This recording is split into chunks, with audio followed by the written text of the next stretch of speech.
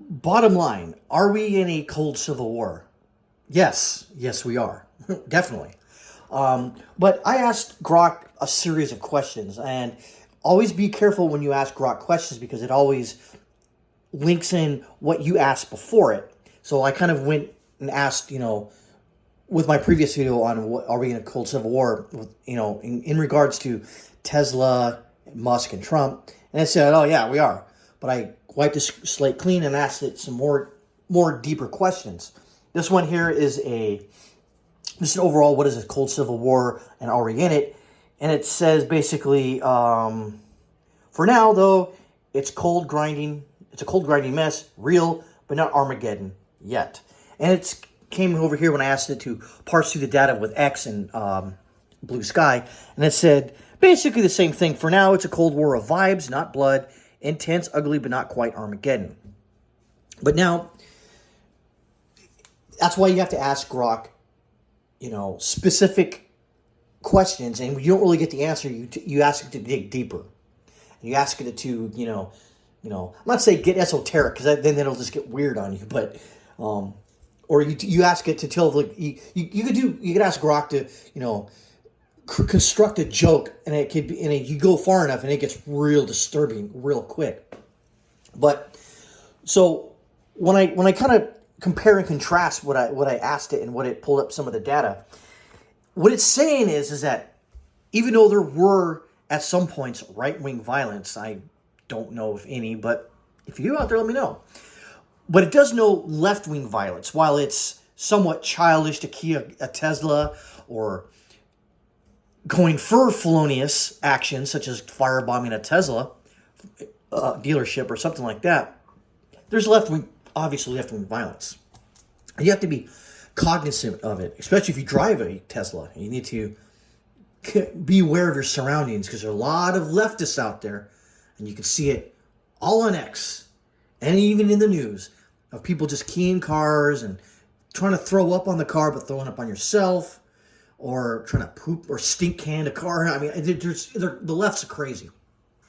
But let's delve real quick into some of its structural cracks as far as a cold civil war. It says the system's brittle. Winner-take-all elections amplify small swings into big power shifts. Think 2020 or 2024. Two parties mean no safety valve for fringe views. And there shouldn't be. Unlike multi-party setups or extremists, get a seat, but not the wheel. Federalism's a double-edged sword. States can experiment, but they can also defy each other. Red states suing over Biden-era climate rules. Blue states ignoring Trump's immigration crackdowns. It's not coexistence. It's a standoff. The Electoral College and Senate overrepresent rural red areas. I'm not sure about that. So blue urbanites feel screwed. And vice versa, when Dems win, it's a zero-sum game and no one's budging. And nor should we. Now, people on the right sometimes will go, well, maybe we should try to negotiate with the right. Negotiate with the left. Anytime you negotiate with the left, you lose. You cannot negotiate with the left. You cannot break bread with the left. You have to politically destroy them, okay? You have to put them down, metaphorically speaking. I'm not saying like the left says when they want to, like when Jasmine Crockett says, we need to whack him over the head when she's speaking about Elon Musk. It's like, oh, she can promote violence. And then we have to go, oh, she's a congresswoman. She can do whatever she wants. No, she can't. She's still promoting violence. I don't agree with violence as of right now, but I'm not going to, put my head in the sand and sort of ignore the left. You cannot ignore the left. You need to keep a big, huge eye on them and scrub their every view and what they do. You have to be cognizant of the left, because if you don't and you sort of just kind of go walk through the mall, nothing's ever the left's gonna find you somehow, and you may even keep an eye out for the left. They're gonna catch you slipping at one point and get you. So just be cognizant. So, and then I asked Grok to scrub Blue Sky and X. And basically, for the deeper currents, for the litmus test, violence of the litmus test, I will go with that one. I want because hard evidence of leftist accounts openly plotting violence is thin. This is true. It's just all talk, but it's still promoting it though. X shows more of raw anger. February's Derek Evans for West Virginia clip of Pastor Steve Cottle musing about necessary violence against Musk's Doge meddling got traction, but it's outlier stuff apparently. Not a movement. Blue Sky's opacity makes it tougher to nail down. But its smaller size and rules suggest it's more performative than actionable. Compare this to right-wing X post, January 6, 2021. NPR's 2020 analysis showed 80% of the Donald threads pushing violence. Leftist discord loud, but not that loud yet. Yeah, that's what I'm saying. You got to keep one eye open, gripping your pillow tight. And yeah. Says deeper currents. Why the gap? This is kind of interesting here. The leftist violence historically spikes reactively.